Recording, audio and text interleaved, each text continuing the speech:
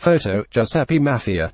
Photo, Zuma. Pressed by Tom Perrotta. Tom Perrotta. The Wall Street Journal biography, May 24, 2019, 10:04 a.m.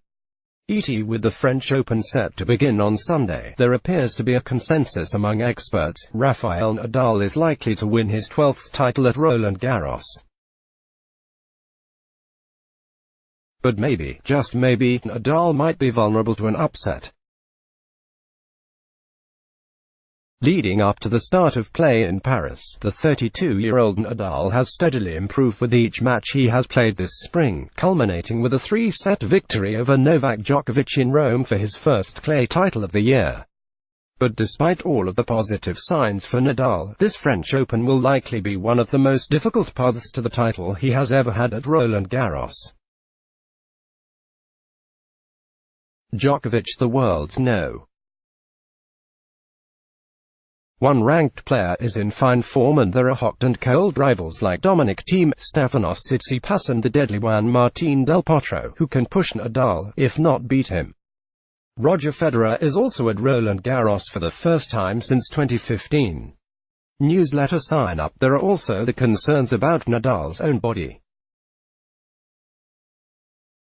Although he has looked good on clay courts, he has indicated that he's been battling consistent pain throughout the season. One bad split and Nadal could well break down again.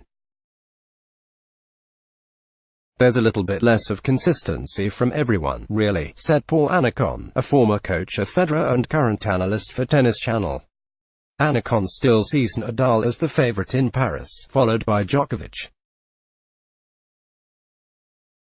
But unlike in the past, when Nadal would gain steam in the later rounds of a tournament, he has lately shown a tendency to break down at the end of grueling Grand Slams. Nadal had impressive numbers last year, with a record of 45-4. Yet he had to retire in the semi-finals of the US Open in September and missed the rest of the 2018 season after undergoing ankle surgery. In March, Nadal withdrew from Indian Wells due to an injury, before a scheduled semi-final match against Federer. During his career at Roland Garros, Nadal has compiled a ridiculous 86-2 record, capturing 11 titles in 14 appearances. Besides the losses to Robin Soderling in 2009 and Djokovic in 2015, Nadal had to withdraw before his third-round match in 2016 due to a wrist injury. Rafael Nadal has steadily been regaining his top form. Photo, Gregorio Borgia. Associated Press. As recently as April, Nadal appeared to be off his top form. His first tournament since Indian Wells was halted in Monte Carlo, where Fabio Fognini thumped Nadal, dropping just 6 games. In Nadal's next event, he needed 3 sets to win his first Barcelona match, against Leonardo Mayer, ranked No. 63. Soon after, Thiem dominated Nadal. The first round in Barcelona, that was a disaster, Nadal said. After that I came back to the hotel and just tried to think what's going on and tried to fix it inside me. Nadal has improved steadily since that match, culminating in Rome with a bagel 6-0 first set against Djokovic, a blowout unlike any other in their 54-match rivalry. Nadal played tight in the second set, but was back to his best in the third.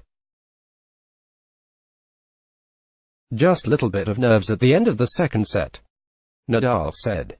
But the level of tennis has been high. No. For Nadal, this is all good news. But a lot remains unknown. Just as quickly as Nadal has recovered, he could suddenly go off track again, having played so few tournaments since last year's US Open, and Djokovic, who has won the last 3 slams, was not the least bit discouraged by his loss against Nadal.